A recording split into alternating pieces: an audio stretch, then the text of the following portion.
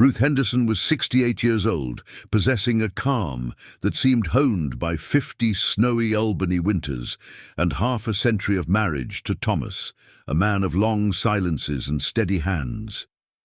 Anyone who saw her folding towels in the old blue house on Lark Street would never have imagined the number of other people's bills those hands had held. For 5 years, covering Brandon and Amber's rent, car payments, insurance, daycare, and even their weekly shopping went from being occasional help to a permanent, almost invisible, but absolutely necessary net for their survival. Thomas warned about limits, but Ruth remained silent, convinced she was doing it for her grandson, the only one who still inspired unconditional affection. Thus, the automatic transfers and the "mom just this once" calls became part of the schedule, as routine as watering the basil by the windowsill. Until one day, in front of the coffee pot wheezing on the stove, Ruth said something she had never uttered before. "Let's evaluate other options first." It was just a phrase, but for Brandon and Amber it felt like turning off the oxygen supply. The ensuing silence, less frequent visits, short texts, absent calls, revealed that affection was tied to a steady stream of money. 2 months after that, not disguised as prudence, an unexpected invitation arrived, a weekend in Quebec, to reconnect. Brandon and Amber's tone in their texts sounded warm, almost rehearsed. "We miss you. It will be good for the little one. We want to start over." Thomas, hopeful, cautiously accepted, and Ruth, prompted by the image of her grandson wrapped around her neck, agreed. That morning the sky was grey and damp, and Ruth went through the list with watchmaker precision.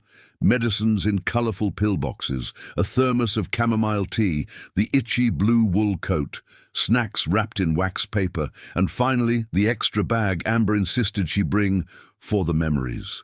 The beige tote with a pen stain on the strap seemed harmless, though Amber's reminders felt odd. "Don't forget the bag. Make sure it goes in the trunk. Send me a picture." Ruth sent the confirmation emoji and the photo.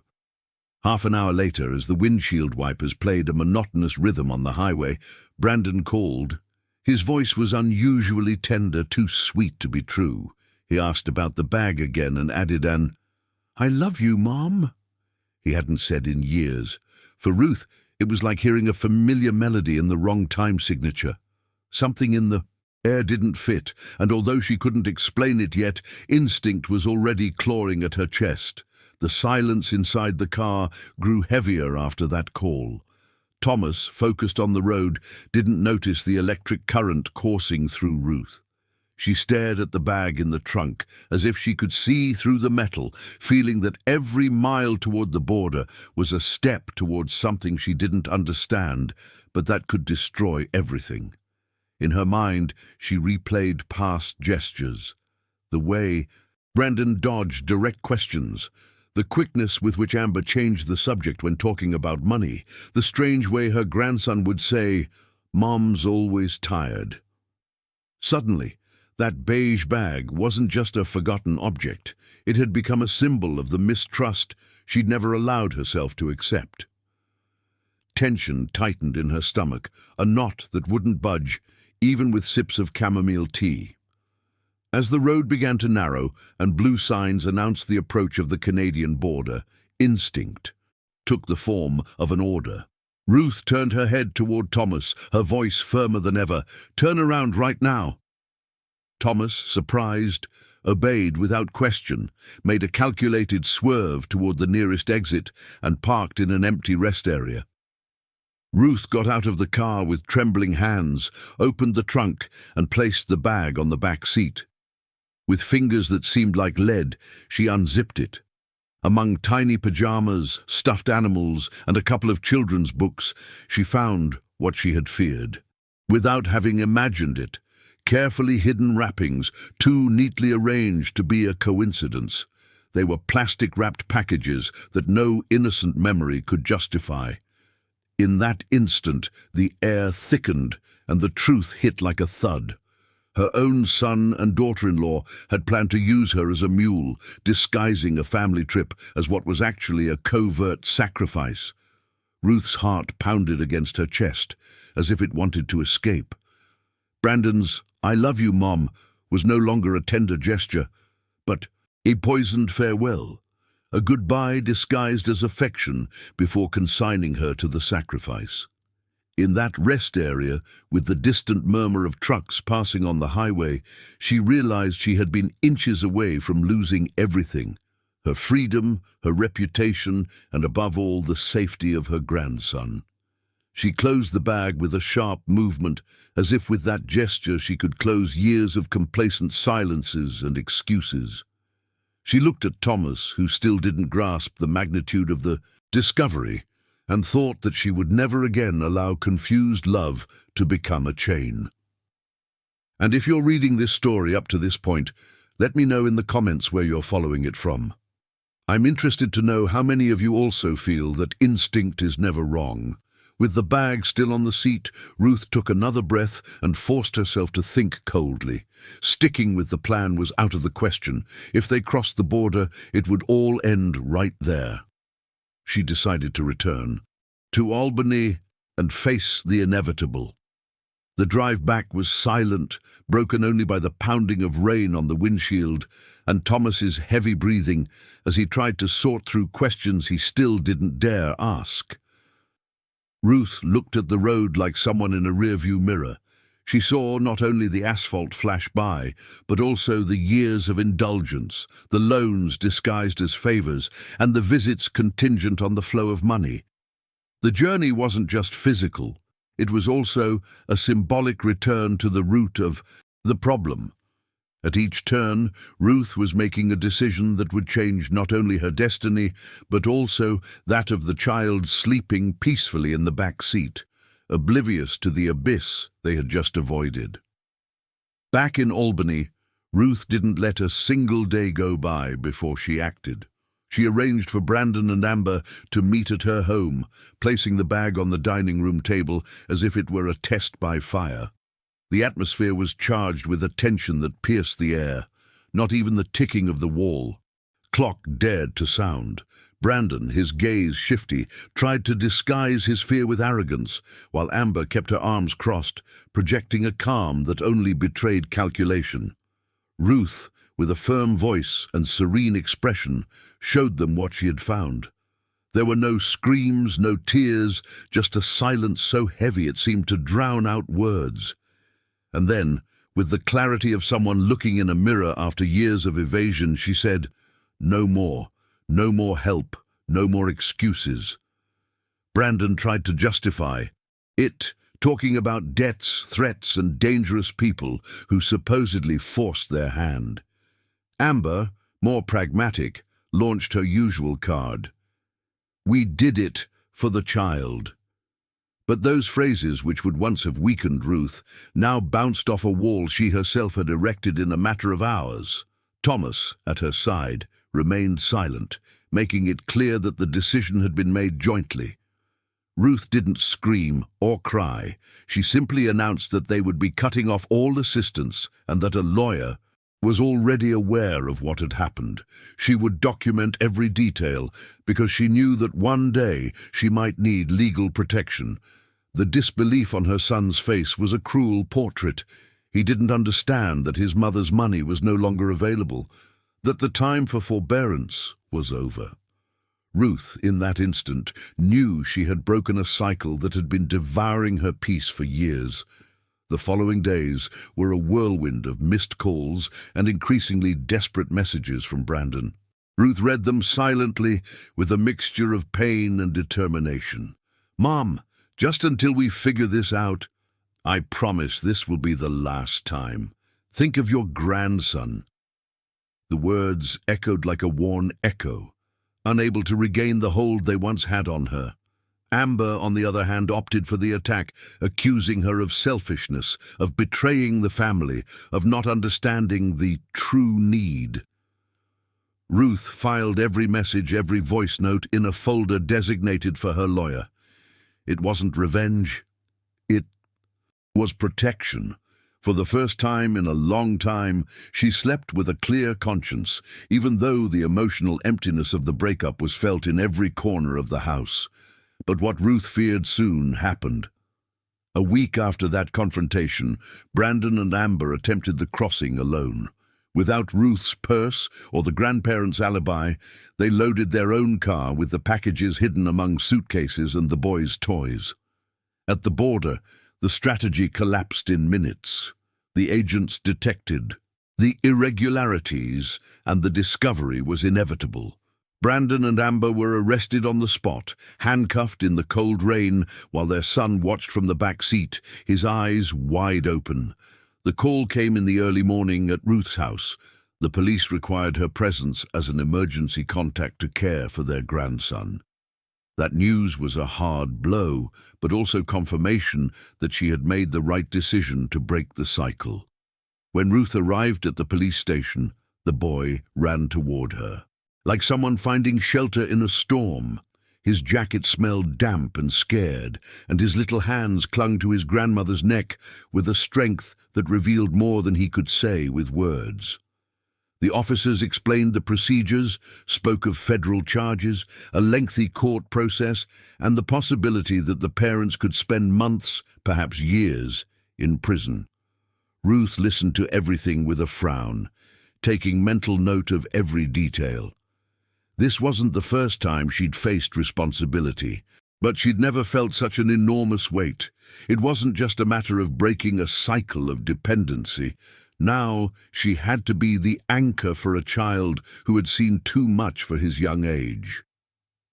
Back home, while preparing a cup of hot milk, Ruth looked around and noticed the contrast. That simple home, with its walls covered in family photographs, would become her grandson's new refuge.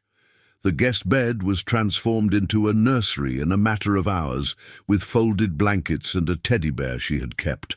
For years, Thomas, always modest, placed a nightlight next to the bed and told the boy he would be safe there. Ruth understood then that, although the road would be difficult, they had managed to avoid the worst. Not only unjust imprisonment for her, but also absolute abandonment for the little boy. And if you continue reading up to this point, please share this story with someone else. Perhaps it will help them reflect on what it means to set boundaries out of love. The legal process moved with the slowness characteristic of courtrooms, but Ruth refused to let the uncertainty drag her down. With the support of her lawyer, she gathered all the messages, evidence, and documents that demonstrated both the manipulation and the attempt to incriminate her at the border crossing. Each organized folder on her desk was a reminder that naivete no longer had a place in her life. Brandon and Amber were sentenced to 18 months in prison, a punishment that provoked mixed feelings in Ruth. On the one hand, the pain of seeing her own son behind bars. On the other, the certainty that it was the only way for them to face the consequences of their actions. Meanwhile, daily life in the Blue House in Albany began to return to a strange normalcy. The grandson was enrolled in a local public school with bright classrooms and attentive teachers who gradually integrated him. At first, the boy's drawings depicted scenes of police cars and suspicious suitcases, but over time, those images gave way to landscapes with trees, dogs, and soccer balls. Ruth and Thomas found solace in these small signs of healing. The routine, far from being boring, became a balm. Uneventful breakfasts, homework at the dining room table, and evenings spent reading under the floor lamp that had belonged to Ruth's mother. Brandon's first letters arrived in shaky handwriting, words heavy with regret. He said he'd made a terrible mistake, that he hadn't known how to handle the debt, and that he needed to believe he could still recover as a father. Ruth read them silently, always at night, with a small lamp illuminating the paper. There was a mixture of pleading and shame that broke her heart, but also an emptiness she couldn't ignore. No apology would erase the fact that he'd been willing to sacrifice her on the border. It was impossible not to remember the broken voice of that "I love you, Mom," like a dagger disguised as a caress. Amber's letters, on the other hand, were different, cold, full of reproaches and accusations against the justice system, the police, even Ruth. She presented herself as a victim, unable to acknowledge her own role in everything that had happened. She said it was all a conspiracy, that the charges had been exaggerated, that they had done it out of necessity. Ruth folded them carefully and put them in a drawer without responding. She had learned that not every word deserves a reply, and that silence sometimes is the most powerful boundary. Each letter became a lesson for her and a reminder that she had made the right decision to stop supporting the unsustainable. With temporary custody in her hands, Ruth realized she had to think long-term. She met with social workers, child psychologists, and the family lawyer to lay the groundwork.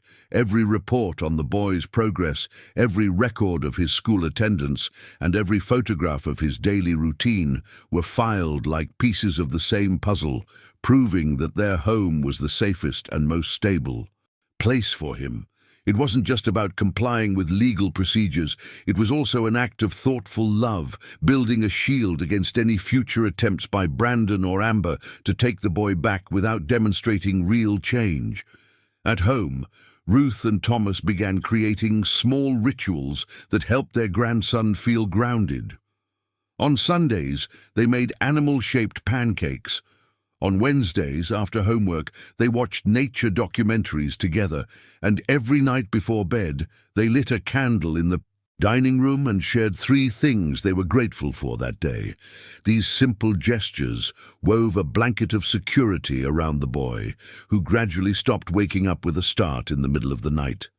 As Ruth watched him sleep peacefully, she reflected that true love isn't always complacent. Sometimes it means putting up walls where once there had only been open doors. Over time, Ruth began to discover a version of herself that had been dormant for years.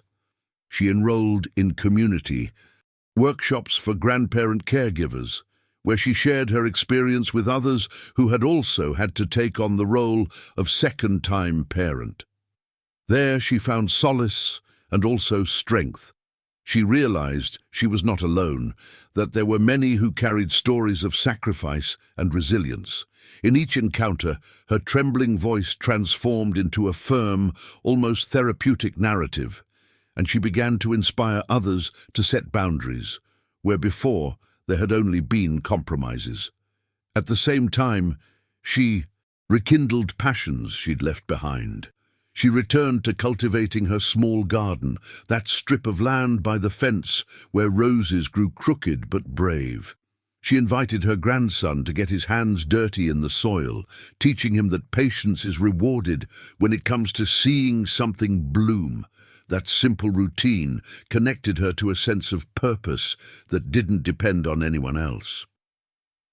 Thomas, seeing her smile through her mud-stained hands, said softly, "I've never seen you so strong." And Ruth understood that by breaking the cycle of dependency, she had not only saved her grandson, she had also saved herself. The Albany community soon began to recognize Ruth's fortitude. At the local church, she was cited as an example of faith put into action. At her grandson's school, teachers praised her for her perseverance and commitment. Unwittingly, she became a silent role model for other grandmothers who, like her, shouldered more responsibilities than they imagined in their old age. Ruth didn't consider herself a hero, but she was grateful that her experience could serve as a warning. Love, without clear boundaries, could drag anyone into an abyss. However, her peace of mind wasn't absolute. The lawyer informed her that upon her release from prison, Brandon and Amber might try to claim custody. That possibility became a persistent shadow that followed her even on the brightest days. Ruth decided to be prepared. She saved every report card, every medical certificate, every piece of evidence that the boy was growing up in a healthy and stable environment. It wasn't about fighting to win, but about protecting what she had already achieved, giving her grandson a childhood free from chaos and manipulation. Every folder she filled on the study shelf was, for her, a bulwark against the uncertain future. During one of the authorized visits to the prison, Ruth saw Brandon behind the glass, his gaunt face looking 10 years older in just a few months. His eyes searched hers with a mixture of shame and need. He spoke of rehabilitation programs, carpentry courses, and how he dreamed of being a present father again.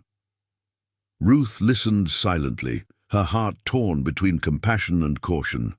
There was a hint of sincerity in her son, but she also recognized the fragility of his promises, like leaves stirred by a wind that was too strong. After leaving the visit, she sat in the car for a while, her hands on the steering wheel, breathing deeply. She knew forgiveness was a possible path, but she also understood that she couldn't confuse it with forgetting. Brandon would have to demonstrate with actions what he now filled with words. For her, true motherly love no longer consisted of unconditionally opening her wallet, but of maintaining a firmness that would save his life. At that moment, Ruth made a deep resolution. She could love her son again, but she would never allow him to manipulate her again. As the months passed, the court process moved toward a decisive point. The judge granted Ruth and Thomas permanent legal custody of their grandson. The news arrived in a small courtroom with beige walls and the smell of old paper, but for her it was like listening to a hymn of freedom. The child would have a stable home, far from the ups and downs and traps his parents had sunk into. Ruth left the courtroom with the document in her hand and the feeling that for the first time in a long time, the future was under control. Daily life took on a new rhythm. Simple, but full. Ruth took her grandson to school every morning, walking hand in hand through dry leaves and glistening puddles. In the afternoons, she waited for him with freshly baked cookies and a hug that dispelled any shadow. In those simple routines, she found a peace that neither money nor appearances could buy. Sometimes, watching the boy sleep under the warm light of the lamp, she thought about how close she had come to losing everything.